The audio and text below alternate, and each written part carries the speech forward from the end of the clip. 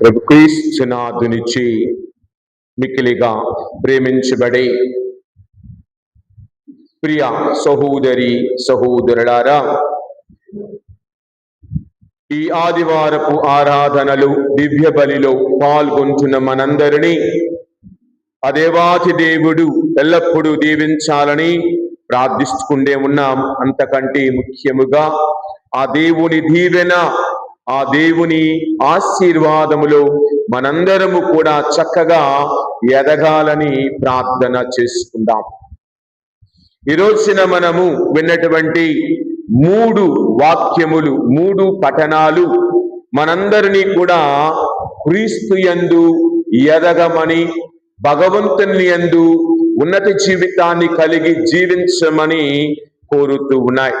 నీవు చేసే ప్రతి చిన్న క్రియ, నీవు చెప్పడి ప్రతి మాట, నీవు అనడి ప్రతి నడవడిక అన్నీ కూడా దేవుని దగ్గర కొలవబడుతుంది, దీవించబడుతున్నది అన్నది మనము ఈ రోజున వింటూ ఉన్నాం. ఈ రోజున మనం గమనించినప్పుడు ప్రియా సహోదరి సహోదరులారా, ఈనాటి మొదటి పట్టణములో మనము గమనిస్తే చక్కని వచనాలను మనము చూస్తూ ఉన్నాం. 2వ రాజుల గ్రంథములో ఎలీషా ఏ విధముగా ఆ యొక్క కుటుంబానికి సహాయపడుతూ ఉన్నాడు, దానికంటే ముందుగా ఆ స్త్రీ షునేము వనిత ఏ విధముగా అతనిని దేవుని భక్తుడిగా గుర్తించిన వాక్యాన్ని చూస్తూ ఉన్నాం. గమనిస్తే మనం ఆ వాక్యాలలో ముఖ్యముగా 19వ వచనం ఒక్కసారి చూద్దాం. 9వ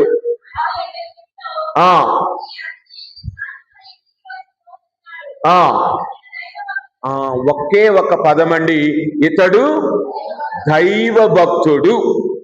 కాబట్టి అతనికి మనము ఒక ఇంటి మీద, మన ఇంటి మీద ఒక గదిని నిర్మిద్దాం. ఆయనకు ఒక చిన్న గదిని ఏర్పాటు చేసి అందులో ఏముంచాలి, ఒక మంచము, ఒక బల్ల, ఒక దీపము, అన్నీ ఉంచుదాం, అవసరమైనవన్నీ. వచ్చినప్పుడల్లా ప్రతిసారి అతనికి మళ్ళీ మనము గెస్ట్ రూమ్ తయారు చేయని అవసరం లేదు. ఫాదర్ల దగ్గర, సిస్టర్ల దగ్గర గెస్ట్ రూమ్స్ ఉంటాయి, కానీ గెస్ట్లు ఎవరు ఉండరు. గెస్ట్ రూమ్స్ రెడీగా ఉంటాయి, గెస్ట్లు మాత్రం ఎవరు ఉండరు. కానీ ఈ స్త్రీ ఇక్కడ గమనిస్తే ఏమని, ఇతడు దైవ భక్తుడు కనుక ఇతనికి మనము సహాయము చేద్దాం. ఆవిడ చేసిన సహాయం గొప్పదేమీ కాదు. ఆ ఇంటి మీద, మీ ఇంటి మీద ఒక గది ఉంటే అది మీ గదే, వస్తేనే వాళ్ళది. 1 గంట 2 గంటలు, ఒక రాత్రికో 2 రోజులకో ఉండి వెళ్ళటానికి. అంటే ఆవిడ కట్టించిన గది వాళ్ళదే.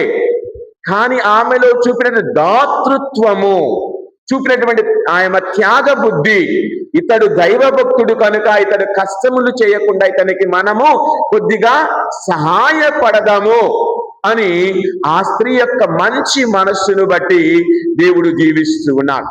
అలాగనే నీ కుటుంబంలో కూడా నీవు కూడా ఎలాంటి దాతృత్వాన్ని కలిగి ఉన్నావు, ఎలాంటి గుణాలను కలిగి ఉన్నావు, ఎలాంటి మనస్సును కలిగి ఉన్నావు. అది అంటారు కదా, ధనమున్న వాడికి గుణం ఉండదు, గుణమున్న వాడికి ధనం ఉండదు కదా. ధనము ఉన్నవాడు గుణం ఉండదు, దానం చేసే గుణం ఉండదు, దానం చేసే గుణం ఉన్నవాడికి ధనం ఉండదు. నేటి సమాజంలో చూస్తున్నాము అదే. అంత ఏముండదు, పర్లేదు. కావున నేటి సమాజములో ఉన్న నీవు నేను ఎలాంటి గుణాలను కలిగి ఉన్నావు, ఎలాంటి గుణాలలో సుగుణాలా దుర్గుణాలా? సుగుణము ఉంటే మంచిదే, దుర్గుణము ఉంటే మళ్ళీ అదొక ప్రాబ్లం. కాబట్టి ఏ గుణాలను నీవు నేను అలవర్చుకోవాలనుకుంటున్నావు, ఏ గుణాలలో నీవు నేను ఎదగాలనుకుంటున్నావు, ఏ గుణాలలో నీవు నేను ఇదిగో ఈ స్త్రీ వలె, ఈ యువతి వలె, షునేము యువతి వలె నీవు దేవునికి దగ్గరగా ఉండే కార్యాలను చేస్తూ దేవునికి మరింత చేరువయ్యే ఆ భాగ్యాన్ని నీవు పొందుతున్నావా? రోజున మనం వినబోతున్న వాక్యములన్నిటినీ కూడా ప్రియ సహోదరి సహోదరులారా గమనించినప్పుడు ఇదిగో ఆమె చేసిన చిన్న క్రియ, గొప్ప క్రియ కాదు, అది చిన్న క్రియే, కానీ దేవుడు ఎలీషా ద్వారా ఆమెకు ఒక పండంటి బిడ్డను ప్రసాదించచాన్ని నేను చూస్తూ ఉన్నా. కావునని మరి నీవు నేను చెయ్యి ప్రతి పని కూడా, నీవు నేను చెయ్యి ప్రతి కార్యము కూడా దేవుని చేత ఆశీర్వదించబడుతున్నది కదా. మరి దానికి నీవు సంసిద్ధుడిగా ఉన్నావా? గమనించండి, ఆమెలో సుగుణాలు ఒకసారి చూస్తే యోహాను సువార్త 6వ అధ్యాయం 38వ వచనం దగ్గర ఒక్కసారి చూద్దాం. యోహాను సువార్త 6వ అధ్యాయం 38వ వచనం. అమ్మా అక్కమ్మ చదువుతున్నారు కదా, చదువయ్యా. మీ తండ్రి వలె మీరును కనికరము గలవారై ఉండు, పరులను గూర్చి మీరు తీర్పు చెప్పకుడు. అదండి, మీరు ఇతరులకు ఏమి చేయాలనుకుంటున్నారో అది ముందు ఇతరులకు మీరు చేయండి. అది కాదు మనం చేసేది. ముందు నువ్వు నాకు చెయ్యి, నాకు కుదిరితే నీకు చేస్తా కదా. Give respect and take respect అంటాం కదా. అలాగనే ఈరోజున నీవు నేను గమనిస్తే ఆ స్త్రీ ఎంత కనికరము కలది. కొలస్సీలకు రాసిన లేఖ 3వ అధ్యాయం 12వ వచనం ఒక్కసారి చూస్తే, కొలస్సీలకు వ్రాయబడిన లేఖ 3వ అధ్యాయం 12వ వచనం. దేవుని ఎన్నుకొనబడిన ప్రజలు, ఆయనకు పరిశుద్ధులను ప్రియులైన వారు కాబట్టి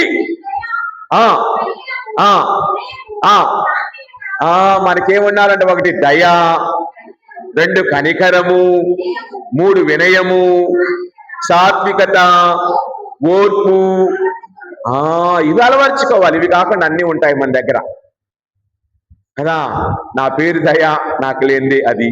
అలాగని ఇంకా చాలా ఉన్నాయి. వినయమా, అమ్మో తల వంచి జీవించాలంటే చాలా కష్టం. మీరు వినయము, విధేయత, వినమ్రత, దయ, కనికరము కలవారై నావలే ఉండండి అని పౌలు గారు క్రీస్తు మాటలను మనకు అందిస్తూ ఉన్న వాక్యాలను. కావునని ఆమె కనికరము కల స్త్రీగా ఇక్కడ చూస్తూ ఉన్నాం. అది షునేము వనిత కనికరము గల స్త్రీగా ఇక్కడ మనము చూస్తూ ఉన్నాం. ప్రియ సహోదరి సహోదరులారా, కావునని సామెతల గ్రంథం 3వ అధ్యాయం 9వ వచనం ఒకసారి చూద్దాం.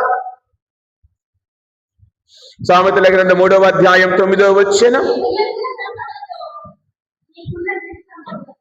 నీకున్న సిరి సంపదలతో దేవుని పూజింపుము. అనగా తను ఏమి చేసింది? తనకు ఉన్న దానిలోనే దేవుని మహిమపరచింది. లేని దానికోసం అరులు చాచల. నా దగ్గర లేదు కదా, ఎలాగా అమ్మో అని టెన్షన్ పడిపోయి అలాగా అని అవలా ఉన్న దానిలో తృప్తికరముగా జీవించింది. దానిలోనే ఆ యొక్క దైవభక్తుడికి సహాయము చేసింది. కావున నీవు కూడా నీకు ఉన్న దానిని బట్టే, దేవుడు నీకు ఇచ్చిన దానిని బట్టి నేను దేవుని గణపరిచే బిడ్డలుగా, దేవుని ఆరాధించే బిడ్డలుగా, దేవుని నమ్మకము విశ్వాసం కలిగిన బిడ్డలుగా నేను ఉన్నామా అన్నది ఈ రోజున మొదటి పట్టణము ద్వారా. అందుకే మనం గమనిస్తే 14వ వచనం ఏమని పలుకుతూ ఉన్నది? ఇంత చేసింది కదా ఈవిడ మనకి కదా, మనకి ఇంత సహాయం చేసింది కదా. ఒక మంచి గదినిచ్చింది, చక్కని టేబుల్ పెట్టింది, మంచి మంచం పొరుపేసింది కదా, మంచి దీపం, మంచి అన్నం పెడుతుంది. ఏదో చెయ్యాలి, ఏం చేద్దాం అంటే ఆయన అంటూ ఉన్నాడు. ఇంకోటి అడిగారు, దానికి ముందు వచ్చిన వాళ్ళు చదివితే ఆవిడకి ఏదైనా రాజు దగ్గర ఏదైనా కావాలేమంటే ఆవిడంతే, మా బంధువులు చాలా మంది రాజు కొలువులో ఉన్నారండి, వాళ్ళు సహాయం చేస్తారు నాకు అంటూ ఉన్న తర్వాత మరి ఏమి చేద్దామంటే గెహేజీ ఏమంటూ ఉన్నాడు? ఆమెకు పిల్లలు లేరు. కావున ఆ దేవుని సహాయంతో ఆమెకు బిడ్డలను ఇస్తే చాలయ్యా, ఆవిడెప్పుడు కృతజ్ఞత కలిగి ఉంటుంది అంటూ ఉన్నాం. కావునని ఆ బిడ్డ, దేవుడు ఆమెకు ఒక బిడ్డను ఇవ్వటాన్ని మనము తర్వాత వాక్యాలలో చూస్తూ ఉంటాం. మనం 14, 15 వచనాలు చదివా, 16 దాకా చదివా. కావునని ప్రియ సహోదరి సహోదరులారా, ఈ రోజున నీవు చేయు ప్రతి క్రియ దేవుడు నిన్ను వృధాగా పోనివ్వడు. వృధాగా పోదు. నువ్వు చేసిన దానికంటే రెట్టింపుగా దేవుడు నీకు సహాయం చేస్తాడు.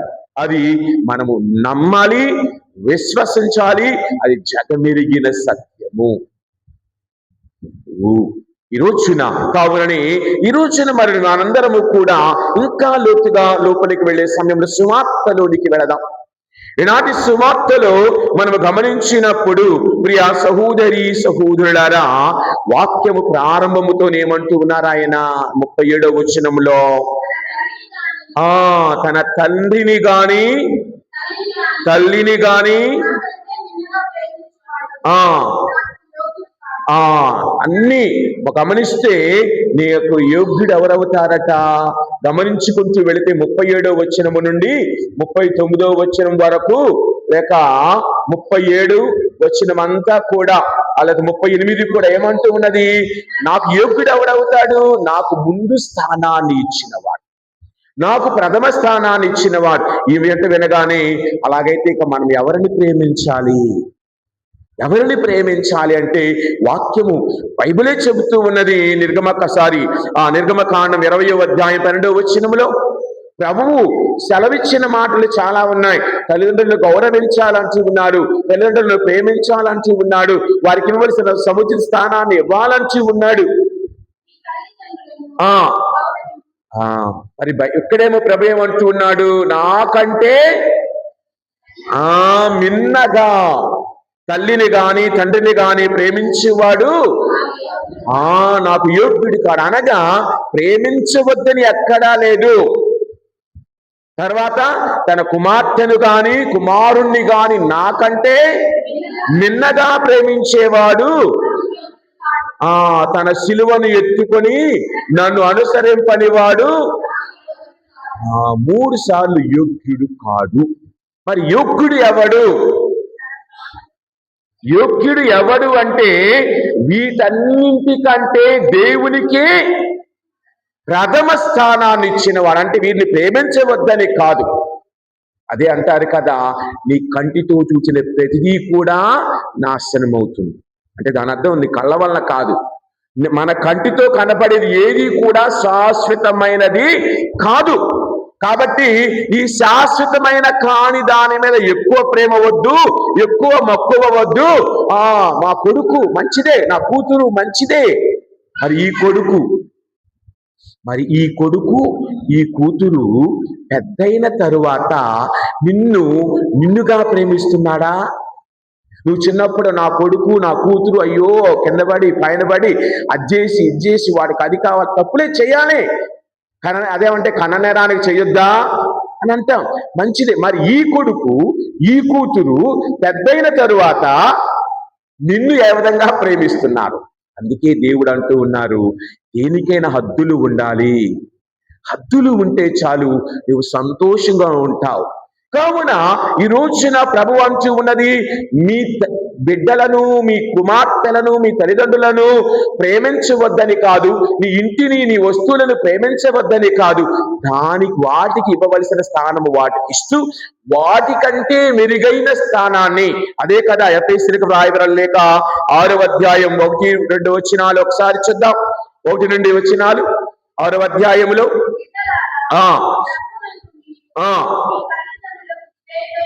విధేయులై ఉండు, ఇది మీ ధర్మము, గౌరవింపుడు అనున్నది ప్రథమ ఆజ్ఞ. మీ వాక్యాలు చెబుతూ ఉన్నాయి గౌరవించాలి ప్రేమించాలి అని, కానీ ఏది కూడా భగవంతుని కంటే ఎక్కువ కాదు. ఏదైనా భగవంతుని తరువాతే. ఎందుకు? నీకు నాకు జన్మనిచ్చినది దేవుడే కదా, నీకు నాకు ఈ దేహమునిచ్చినది దేవుడే కదా. అదే కదా 139వ కీర్తన 15-16 వచనాలు చూస్తూ ఉంటాం. 139వ కీర్తన 15-16 వచనాలు అమ్మా చదువుతున్నారు కదా.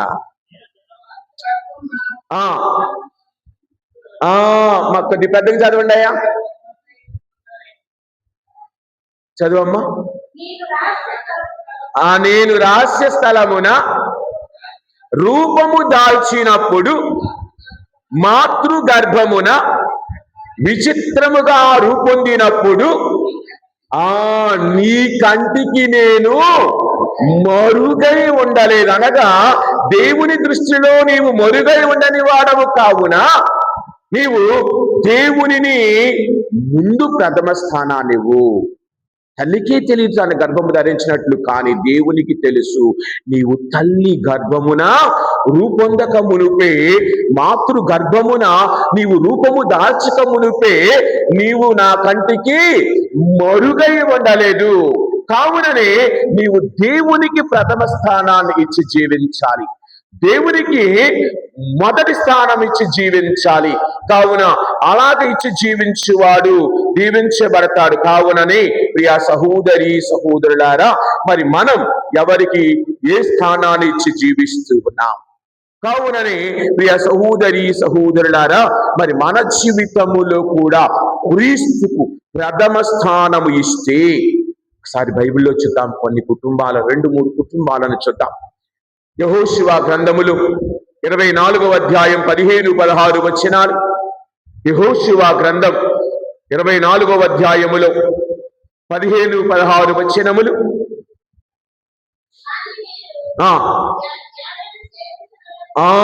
యావేను సేవించనల్లనిచ్చో మరి ఎవరిని మీరు సేవిస్తారో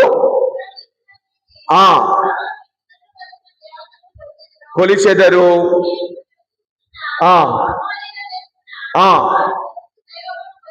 కొలిచెదరు. మీరే నిర్ణయించుకు తర్వాత వచ్చిన నేనును నా కుటుంబమును మాత్రము. యెహోషువ పలుకుతున్న మాట, నేను నా కుటుంబం మాత్రము యావేని మాత్రమే పూజిస్తాము, ఆరాధిస్తాము అన్న మాటలను చూస్తున్నాం. కావునని మరి నీవు కూడా యెహోషువలాగా నీవు నీ కుటుంబము ఎవరిని ఆరాధించాలనుకుంటున్నావు? ధనమా, దర్పమా, అధికారమా, లేక గర్వమా, అహము ఆరాధించాలనుకుంటున్నావా? దేవుని ఆరాధించాలనుకుంటున్నావా అన్నది ప్రభు ఈ రోజున తన సువార్త ద్వారా, అనగా ఆయన అంటూ ఉన్నది, అధికారము శాశ్వతము కాదు కదా. గమనించండి, పెద్ద పెద్ద నేతలే కాలగర్భంలో కలిసిపోయారు. నీవెంత నేనెంత కదా. మన కళ్ళ ముందు, నేనికంటే కొత్త కాబట్టి మీకు ఇక్కడ చాలా మంది తెలుసు, రాజకీయ నాయకులు కావచ్చు, పలుకుబడిన వాళ్ళు కావచ్చు, ఎవరైనా సరే అంతెత్తులు ఎదిగినా అందరూ కూడా ఇది అంటారు కదా, 100 శవాలను తిన్న రాబంధువు సైతము ఒక గాలి వారికి కూలినట్లుగా వారి జీవితాలు మన కళ్ళ ముందే కానరాకుండా పోయిన కుటుంబాలు మీ కళ్ళకు చాలా తెలుసు. ఎందుకు? గర్వం, నాకే ఉంది, నేనే గొప్ప, నేనే అంతా అన్న ఏ కుటుంబము నిలవబడదు.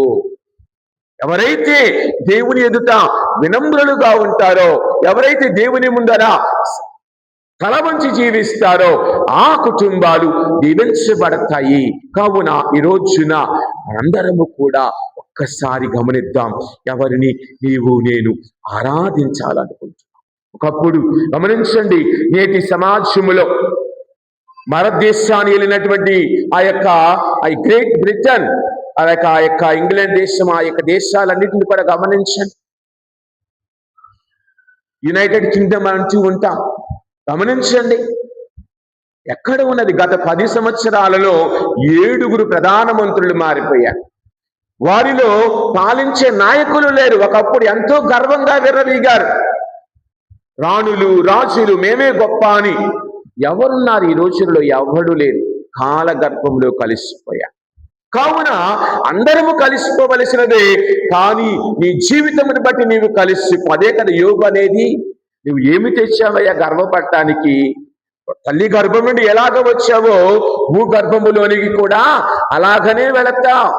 నీతో నాతో ఒక్క 5 నయా పైసలు కూడా తీసుకెళ్ళలేవు. అదే కదా కొంతమంది ఆచారాలు ఉంటాయి. చనిపోయిన శవం ఇక్కడ మీద రూపాయి బిళ్ళ అతికిస్తారు. అంటే ఏమిటి? ఇది కూడా నాది కాదు, ఆ రూపాయి కూడా నాది కాదు, నాతో రాదు. నీవు ఎంత ఏడ్చినా మొత్తుకున్నా నీతో వచ్చేది నీ మంచితనమే, నీ మంచితనమే. కావున ఈరోజున అందుకే ఇంకొక కుటుంబాన్ని చేద్దాం. మొదటి సమూయేలు గ్రంథం 1వ అధ్యాయం 27, 28 వచనాలు. హన్న తన తొలిచూలి కుమారుడు, దేవుడిచ్చిన కుమారుణ్ణి తిరిగి దేవునికే ఇస్తూ ఉంది. నీ పిల్లలను గుడికి పంపించడానికే చచ్చిపోతాం. ఈ తల్లి ఏం చేస్తూ ఉన్నది? లేక లేక అడగాగా ఎన్నో సంవత్సరాలకు కలిగిన కుమారుడు. గమనించండి, వాక్యం చదువుదాం. 27వ వచనమేనమ్మా. నేను అంది 27. నేను ఈ బిడ్డ కొరకు ప్రార్థించి తిని ప్రభువు నా మనవిని ఆలకించి నా కోరిక తీర్చెను. రండి, నేను అడగగా దేవుడు నాకు ఈ బిడ్డనిచ్చాడు. ఈ బిడ్డనే తిరిగి దేవునికి తిరిగి ఇచ్చేస్తున్నాను. ఆయన ఊడికం చేసేవాడిగా మార్చేస్తున్నాను. ఈ రోజుల్లో మనం కూడా పెళ్ళి అవగానే 1 సంవత్సరం 2 సంవత్సరాలు అవగానే పిల్లలు లేకపోతే వెంటనే ఆ పుణ్యక్షేత్రం ఈ పుణ్యక్షేత్రం అక్కడికి ఎక్కడికి తిరుగుతాం. పిల్లలు పుట్టిన తర్వాత ఏ పుణ్యక్షేత్రము లేదు, ఏ గుడి లేదు. వాడి గుడికి రానేమో, మనం గుడికి రావు. ఏదైనా పిల్లలు పుట్టే వరకే. పుట్టిన తర్వాత వాడికి దైవ భయం ఉండదు, వాడికి పెద్దలంటే భయం ఉండదు. మళ్ళీ మాకు దేవుడిచ్చిన సంతానం. ఎలాగ పెంచుతున్నావు దేవుడిచ్చిన సంతానాన్ని? దెయ్యంలాగా పెంచుతున్నావు. వాడి పేరు గాబ్రియేలు, వాడంతా గబ్బిలంలాగానే ఉంటాడు. ఈ రోజుల్లో పిల్లలు అలానే ఉన్నారు. పేరు గాబ్రియేలు, వాడి జీవితం అంతా గబ్బిలమే. అనరాని మాట్లాంటాడు, చేయకూడని పనులు చేస్తాడు. ఈ రోజున ఒకసారి ఆలోచించు. వాక్యము సెలవిస్తూ ఉన్నది, తల్లి ఏమంటూ ఉన్నది? నేను ఈ బిడ్డ కోసం ప్రార్థన చేశాను. ఆ తర్వాత గమనించండి, హన్న ఇంకొక 6 బిడ్డలను పొందిందండి. ఈ రోజుల్లో అంతమంది దేవుడిచ్చిన తీసుకొని స్థితిలో మనం ఉన్నాం. ఒకప్పుడు మాకు 5 వండి, మేము 10 మంది వండి, మేము 12 మంది వండి, మేము 8 మంది వండి అని చెప్పుకునే వాళ్ళు. ఇప్పుడు మేము ఒక్కడమండి, మేము 2 వండి. 2 అంటేనే గర్వం. కావున ఒకసారి ఆలోచించండి అమ్మా. వాక్యం ఆ తల్లి అంటూ ఉన్నది, నేను ఈ బిడ్డ కోసం ప్రార్థించాను, ఈ బిడ్డను దేవుడు నాకు ఇచ్చాడు, కాబట్టి తిరిగి ఈ బిడ్డ నేనేం చేస్తూ ఉన్నాను? ఆయనకే ఇస్తూ ఉన్నాను, ఆయనకే ఇస్తూ ఉన్నాను. ఎంత మంచి మాట. అందుకే మా జీవితంలో మా తల్లి మా కొన్నిద్దరిని కూడా దేవుడికి, ఫాదర్ గారు అడిగారమ్మా, ఒక్కడే ఆల్రెడీ ఒక అబ్బాయి వెళ్ళిపోయాడు స్వాములు వారి చదువుకి, మరి 2వ వాడిని కూడా పంపిస్తున్నామంటే వాడి ఇష్టమండి, మాకు ఇష్టమే వాడు గురువు అవటం, ఇద్దరం కూడా అని మా అమ్మ మా నాన్న చెప్పగలిగారు. అలాగే ఇక్కడ ఉన్న వాళ్ళు ఒక్కళ్ళైనా నా కొడుకుని నేను పంపిస్తానని ధైర్యంగా, అదే మార్గం నడిపిస్తానని ధైర్యంగా చెప్పగలిగే తల్లిదండ్రులు ఈ రోజుల్లో ఎంతమంది ఉన్నారు? అమ్మో అబ్బాయా, మా వంశం ఎక్కడా? నువ్వు లేకపోతే ప్రపంచంలో జనాభా ఉండదా? మనం లేకపోతే ప్రపంచంలో జనాభా ఉండదా? అది అంటారు కదా, నువ్వు చేసుకోకపోతే ఆమెకి పెళ్ళి అవుదా? నేను చేసుకోబట్టే అంటాడు ఈయన. నువ్వు చేసుకోకపోతే ఇంకొకటి చేసుకుంటాడు. దేవుడు ఎవరో ఒకటి ఇస్తాడు కదా. నువ్వు పుట్టావంటే నీ కోసం ఇంకొకటి ఎక్కడో పుట్టుండాలా, మాలాంటి వాళ్ళ కోసం కాకపోయినా కదా. ఒక్కసారి ఆలోచించండి గర్వంగా, నా వల్ల నీకు పుణ్యం అంట. అదే రోజున జనాలు ఎంతగా మాట్లాడతారంటే అందితే జుట్టు, అందకపోతే కాళ్ళలాగా జీవిస్తుంది. ఈ స్త్రీ తనకున్న ఒకే ఒక సంతానమును దేవునికి ఇచ్చిన విధముగా నీవు పొందిన మేలులకు కృతజ్ఞతగా నీవు జీవించే బిడ్డగా ఎడగక ఈ రోజుల్లో ఎంతమంది 52 ఆదివారాలు గుడికి వచ్చే వాళ్ళం ఉన్నాం. 52 ఆదివారాలు ఈ గుడికి కాకపోతే ఏదో పని మీద వేరే ఊరు వెళ్ళావు, అట్లీస్ట్ ఆ గుడికైనా. అసలు వేరే ఊరు వెళ్తే మన గుడే లేదు, లెగటమే లేటు కదా. కావున ఇదేదో మనందరము కొరిక మూడవదిగా మనం ఒకసారి దానియేలు గ్రంథం 6వ అధ్యాయం, దానియేలు గ్రంథంలో 6వ అధ్యాయం 10వ వచనం దగ్గరికి వెళదాం. రాజు శాసనము మీద సంతకము చేసెనని విని దానియేలు తన యొక్క గదిలోనికి వెళ్ళి ఆ ఇంటి మీద ఆ ఆ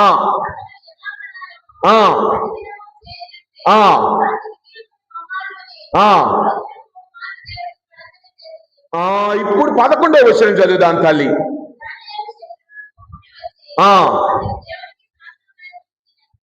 అర్పించుట.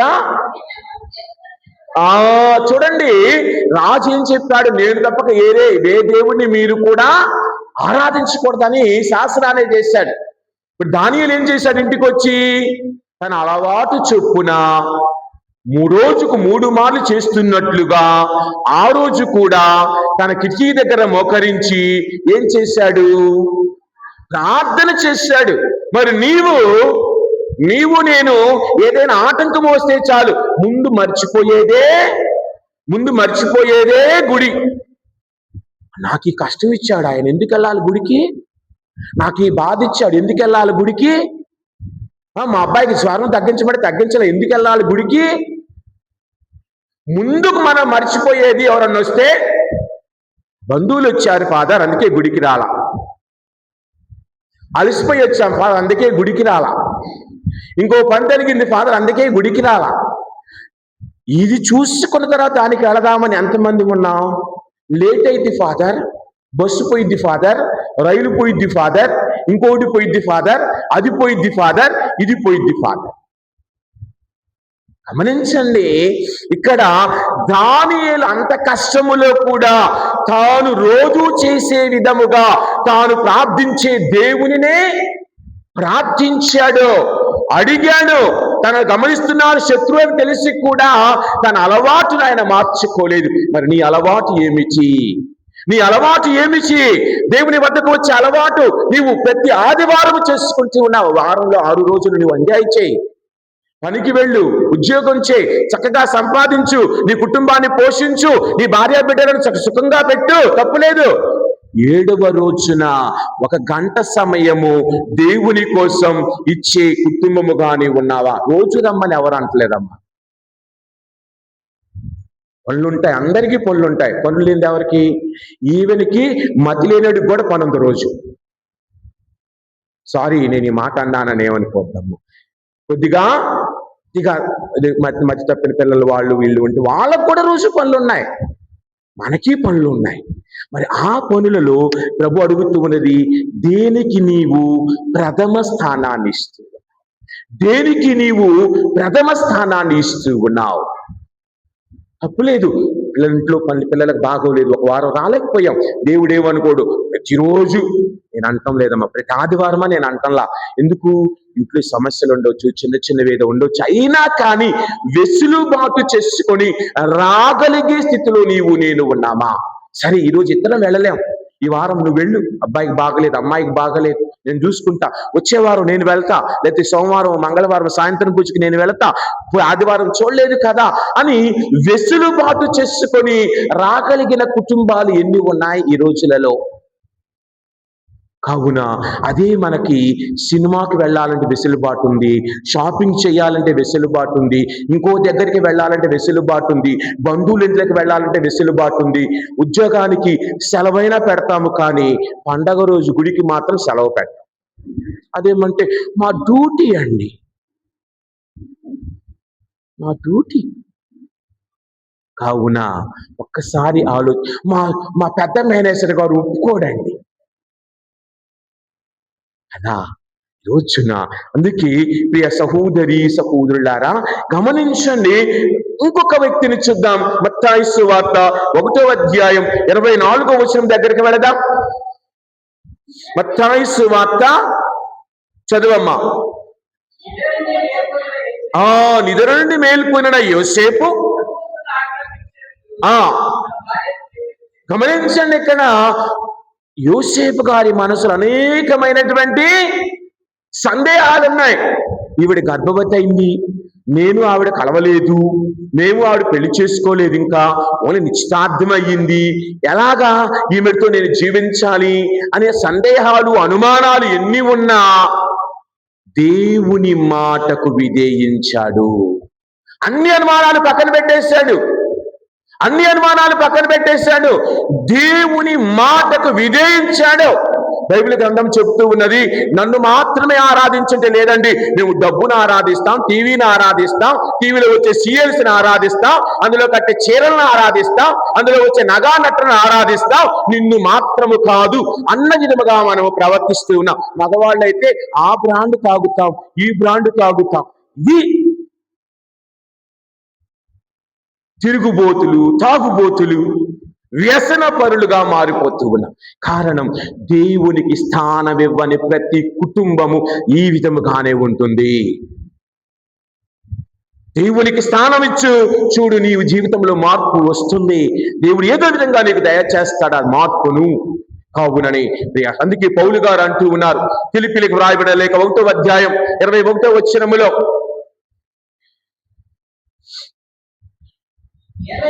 ఏలయనా అదండి మరణము నాకు లాభదాయకం. దానికి ముందు వచనాలు 20వ వచనం చదివితే,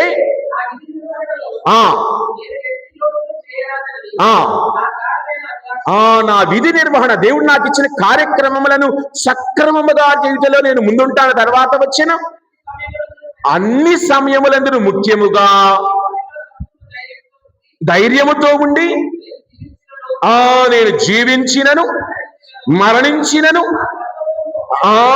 నా సర్వస్వమును ఉపయోగించి అదండి క్రీస్తుకు గౌరవము తెచ్చే విధముగా నా జీవితాన్ని నేను నడిపిస్తాను. అంతేకాని గురువుగా నేను ఇక్కడేమో నిలబడి అలాగుండాలమ్మా, ఇలాగుండాలి, అలాగ లేకపోతే అలాగని చెప్పి నేనే తప్పుడు దారిలో ఉంటే, నేనే లేనిపోని అలవాటుతో ఉండి నువ్వు తాగకూడదని చెప్పి నేను తాగుతూ ఉండి, నువ్వు తిరగకూడదని చెప్పి నేను తిరుగుతూ ఉంటే, ఎక్కడా మా గురుత్వానికి లేక ఇంకెవరైనా సరే దేవుని సేవలను ప్రతి ఒక్కళ్ళకు కూడా ఇది అన్వయించుకోవాలి. పేరుకేమో మేము దేవసేవకులం, నోరు తెరిస్తే మాటలు, అలాంటి మాటలు వేరే వాళ్ళు కూడా అంతటి మాటలు మాట్లాడే వాళ్ళు కూడా ఉన్నారు. నీ దగ్గర పనిచేసే వారితో నీవు ప్రవర్తించే విధానం ఎలాగ ఉంది? నువ్వు అధికారంలో ఉన్నావు, అధికారం శాశ్వతమా? నీ పదవి శాశ్వతమా? ఏది శాశ్వతము కాదు. మనమే శాశ్వతం కాదు. ఇక పదవులు శాశ్వతం అవుతాయా? ఒకసారి సీటు వస్తే చాలు, అది సీటు, నేనే గొప్ప, సీట్ తిప్పి కొడితే పైన కింద పడేస్తారు ఇంకొక 2 సంవత్సరాల తర్వాత. అప్పుడు నీ ముఖం చూసేవాడు ఎవడన్నా ఉన్నాడా? నువ్వు మంచాన్ని బట్టే పట్టించుకునేవాడు ఎవడన్నా ఉన్నాడా? నీ మంచితనమే జనాలను నీ దగ్గరికి తీసుకుని రావాలి. దేవునికి నువ్వు ఇచ్చే గౌరవము మనుషులకు కాదు, దేవుని పట్ల నీ గౌరవము మనుషుల పట్ల కూడా నీ అభిమానం అలాగనే ఉంటుంది. కావునని ఆయన అంటూ ఉన్నాడు, నేను మరణించినను జీవించినను గౌరవము క్రీస్తుకే, నేను గౌరవము ప్రతిష్ట క్రీస్తుకే ఇస్తున్నాను అంటూ ఉన్నాడు. కావున అది మనం అలవాటు చేసుకోవాలి మన జీవితంలో. ఎంత ఎత్తు ఎదిగినా, ఎన్ని డిగ్రీలు నీ పేరు తర్వాత ఎంఏ, ఎంఎడ్, ఎంఫిల్, ఎంఫిల్ ఏదో ఉంటాయి, దేనికి? ఈయన మానవత్వం లేకపోతే, కనికరం లేకపోతే, దయ లేకపోతే, కర్కటంగా రాక్షసుల కంటే విరుద్ధంగా ప్రవర్తిస్తుంటాం మనందరం. దేనికి? ప్రభువు నేర్పుతూ ఉన్నది గౌరవము, గౌరవము. కావునని ప్రియ సహోదరి సహోదరులారా, మరి ఈ రోజున పౌలు గారు అన్న మాట, నేను మరణించినను జీవించినది ఏదైనా కానీ సరే క్రీస్తుకే చెందాలి, నాకు కాదు అన్న దానిని బట్టి మనము నేర్చుకుంటూ ఉన్నాం ప్రియ సహోదరి సహోదరులారా. కావునని మరి ఈ రోజున నీవు నేను కూడా మరి ఈనా చిన్నవారు, అదే కదా ఈనాటి సువార్తలు చివరి వచనం ఏమిటి? ఎరిగి ఒక్కనికి ఎవడేని మంచినీరు ఇచ్చినా వృధాగా పోదు అన్నమాట. నీవు ఏ పని చేసినా, ఇతరులకు నీవు ఏమి చేసినా ఆశించకుండా చేశావంటే నీకు తిరిగి పదంతలుగా దేవుడు నీకు ఇస్తాడు. కావునని ప్రియ సహోదరి సహోదరులారా, మరి కావున నీవు నేను కూడా దేవుని యందు నమ్మకము కలిగి, దేవుని యందు భయభక్తులు కలిగి ఎదిగే బిడ్డలుగా దీవించుమని అడుగుదాం. అదే కదా ఒకసారి హగ్గాయి 2వ అధ్యాయం 8వ వచనం, హగ్గాయి 2వ అధ్యాయం 8వ వచనం, హగ్గయి గ్రంథం 2వ అధ్యాయం. ఆ వెండి నాది, ఆ లోకములోని వెండి బంగారములు నావే కదా. ఆ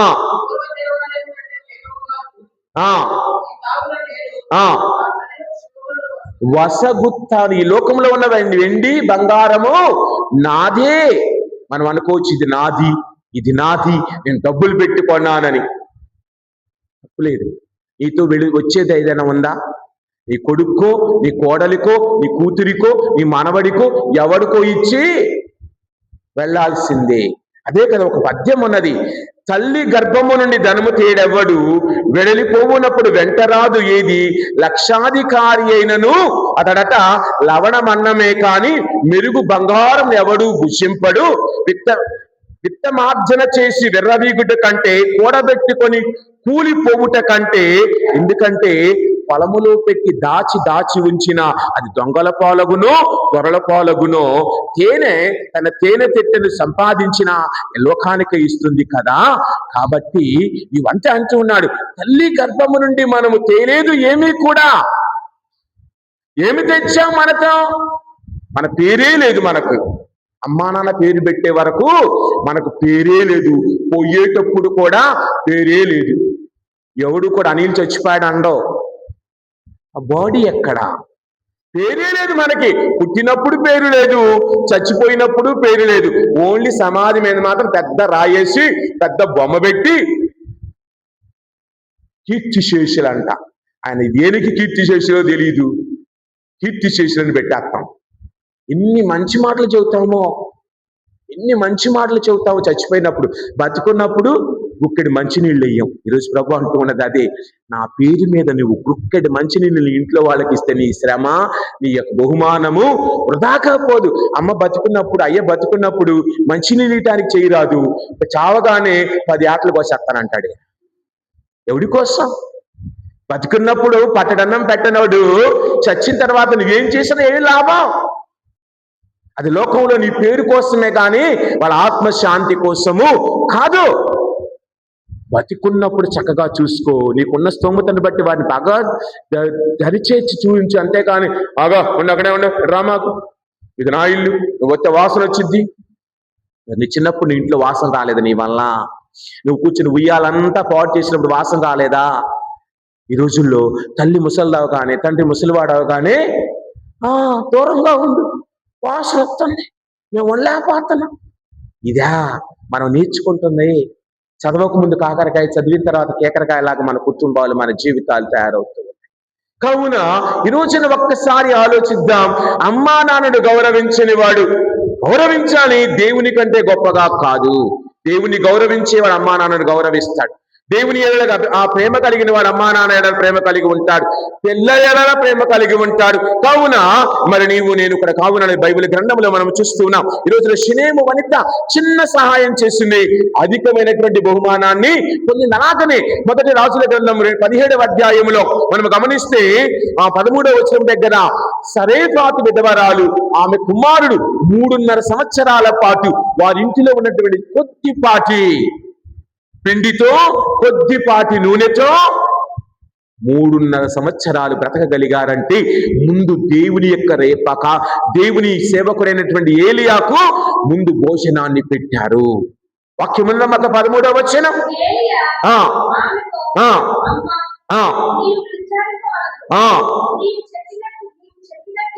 పోయి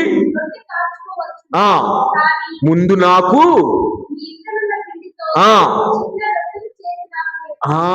ముందు నాకు పెట్టు, దేవునికి పెట్టు ముందు నీ జీవితంలో ఉన్నది.